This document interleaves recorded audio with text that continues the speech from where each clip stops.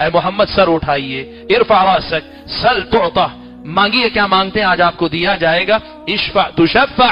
سفارش کیجئے کہ آپ کی سفارش قبول کی جائے گی۔ اللہ کے نبی فرماتے ہیں میں اپنی امت کا تذکرہ کروں گا کہ میرے امتیوں میں سے جو جہنم میں، اللہ تعالیٰ میں ان کو نکالنا چاہتا ہوں۔ اللہ کے نبی فرماتے ہیں فَيَحُدُّ لِي حَدًّا، اللہ کہے گا جاؤ اتنے لوگوں کو نکال لو، ایک حد اللہ متعین کرے گا۔ اللہ کے نبی فرماتے ہیں میں جاؤں گا اپنی سفارش سے میرے اپنے امتیوں میں سے جو جہنم میں جا چکے ہیں یا جہنم کے مستحق ہو چکے ہیں، ان کو میں جہنم سے نکلواؤں گا، دوبارہ آ کر اللہ کے سامنے سجدہ کروں گا، پھر میں اللہ کی تعریف کروں گا، پھر اللہ تعالیٰ مجھ سے کہے گا کہ سفارش کیجئے، آپ کی سفارش قبول کی جائے گی۔ میں پھر کہوں گا اللہ میری امت کے لوگوں کے لیے، اللہ تعالیٰ اللہ کے نبی فرماتے اللہ پھر میرے لیے ایک حد مقرر کرے گا، ایک لمٹ بتائے گا، ایک نمبر بتائے گا، اتنے لوگوں کو نکال لیجئے۔ اللہ کے نبی صلی اللہ علیہ وسلم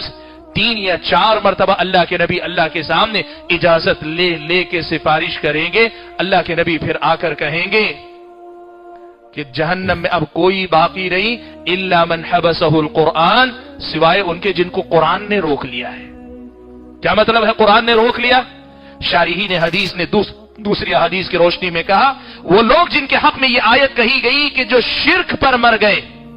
اللہ نے جنت ان پہ حرام کر دی، ان کا ٹھکانہ جہنم ہی ہے،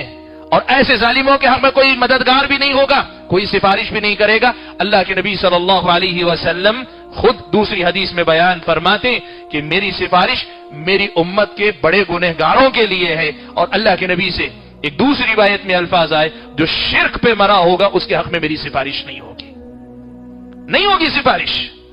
سوچو کتنے ہم گنہگار ہو جائیں، غلط ہے، نہیں ہونا چاہیے،